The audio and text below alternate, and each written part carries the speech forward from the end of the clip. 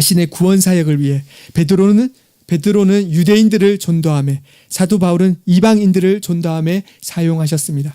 사도행전 9장 15절은 이 사람은 내 이름을 이방인과 임금들과 이스라엘 자손들에게 전하기 위하여 택한 나의 그릇이라 바울을 이끌으셨습니다. 기본적으로 목회자들 모두가 말씀의 사역자라는 점에서 동일하나 하나님께서 각자를 통해서 지혜와 재능을 각자의 고유하게 허락하시사 교회를 유익하게 하십니다.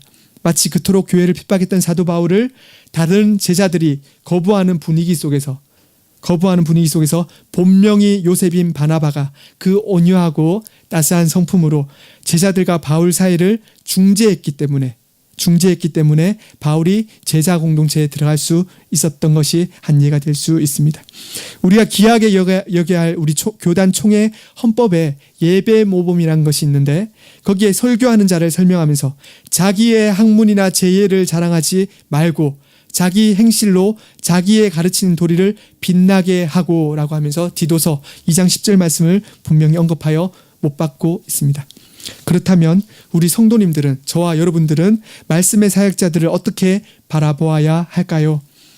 물론 위에 두 가지 요소들을 중심으로 말씀의 사역자들을 알고 바라보아야 할 것입니다. 그러나 더불어 고민할 것은 이 시대처럼 말씀이 희귀해 보이는 이 시대에 교회를 고민하여 정하여 나아갈 수밖에 없는, 너무도 이런 사람들이 많기 때문에 노회와 총회에는 교회를 옮기는 것조차 조심스레 하도록 교정하고 있음에도 불구하고 내가 성경적인 말씀을 듣고 살아야만 하겠기에 그런 말씀이 있는 교회를 자주 찾아 옮겨 다니는 일들이 비일비재한 이 시대에 더욱 말씀의 사역자들에 대한 성경적 이해를 저와 여러분들이 분명히 가져야 할 것은 분명해 보입니다. 우선 성도로서 말씀의 사역자를 하나님의 말씀을 대언하는 하나님의 종인 줄 알되 그도 사람인 줄 알고 대해야지 하나님께 돌릴 영예와 영광을 그의 이름에 돌리면 안 됩니다. 우리의 죄악이 됩니다.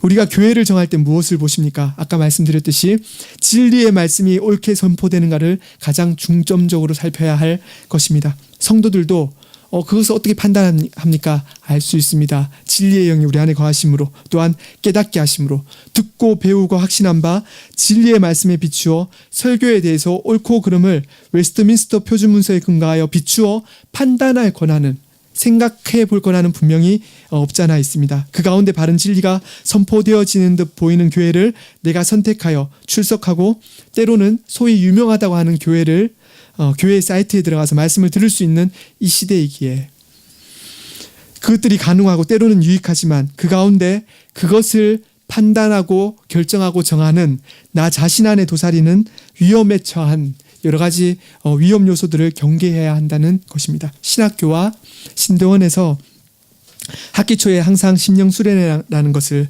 합니다. 소위 유명하다고 하는 목사님들이 국내외에서 오십니다. 저는 총신대학교부터 신대원까지 지금까지 많은 목사님들, 수십 명의 목사님들을 심령 수련회에서만 배워왔는데 그 강산의 목사님들을 배웠는데 하나같이 수련회가 2박 3일 두 번씩 월요일부터 금요일까지 많게는 두 분이 오시는데 끝나고 나면 남는 것이 그 목사님이 어떠했다 였습니다. 그 담임 목사님은 미국에서 얼마만한 규모의 성도들이 모이도록 소위 성공 목회를 했다가 가장 많이 남는 주제였습니다.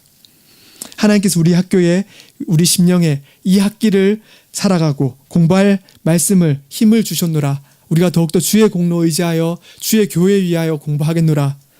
기도에 간절한 소망을 주셨노라 라는 고백을 나누는 측면도 없잖아 있지만 우리 목회자 후보생들의 심금을 울리는 목사님들의 이름이 더욱 내리에 박히는 한 학기가 되곤 하는 것이 다반사였음을 돌아봅니다. 우리의 연약함이 있음을 저와 동기들, 후배들, 선배들이 있음을 고백하는 바입니다. 여러분은 어떻습니까?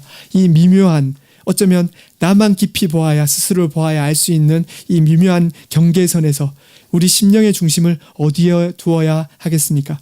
교회를 바라보고 교회를 생각할 때 가장 먼저 교회의 머리이신 예수 그리스도, 그가 떠오르십니까? 아니면 그 교회를 대표하는 말씀의 사역자들이 떠오르십니까? 두 개가 분리되지 않는 것, 당연히 분리되지 않는 것 분명히 저도 압니다. 그러나 누가가 경고하고 성경이 경고하는 바 말씀의 사역자는 어떤 경우에도 전인격과 전생애에서 하나님의 영광을 가로채서는 안 될 것이요. 저와 여러분들 성도들은 그러한 말씀의 사역자로 만들거나 부추겨서도 아니 되고 말씀의 사역자에 대해 가져야 할 사명을 우리가 왜곡되이 우리가 가져서도 아니 됩니다. 오늘 사도행전 본문이 주시는 말씀 가운데 이토록 하나님의 큰 일을 친히 주께서 행하심으로써 하나님이 자기 피로 사신 교회를 세우셨기에 오늘 우리 교회가 존재함을 알아 말씀의 사역자들과 저와 여러분들 모두가 오로지 남은 생에 평생을 주께 영광 돌리며 예배 한 번을 귀히 여기며 살기를 간절히 소망합니다. 기도하시겠습니다. 거룩하신 아버지 하나님, 우리가 사도행전 말씀을 통해 하나님이 친히 피로 사신 교회가 어떻게 세워지고 주님께서 말씀의 사역자들을 통해 어찌 복음을 전케 하셨는가를 배웠습니다. 너희가 못 박아 죽인 그가 주와 그리스도가 되셨다고 끊임없이 선포했던 사도들의 말씀을 기억하여 주님 우리 안에 친히 거하시오니 그 주님을 각자가 처한 자리에서 각가지 방식으로 밝히 세상에 드러내는 저희 되게 하옵시고 성삼위 하나님께서 마땅히 취하셔야 할 영광을 온전히 돌려드리며 사는 저희들 되게 하여 주시옵소서. 그리하여 이 땅에서는 이름도 빛도 없이 사는 것을 소망으로 하되 훗날 주님 앞에 설 때에 잘했다 칭찬 듣는 것 하나를 바라며 살게 하여 주시옵소서. 무엇보다 세상이 보기에 작아 보이는 우리 교회를 이 시대에 가장 귀히 들어서 주께서 마음껏 기뻐 사용하여 주시옵소서.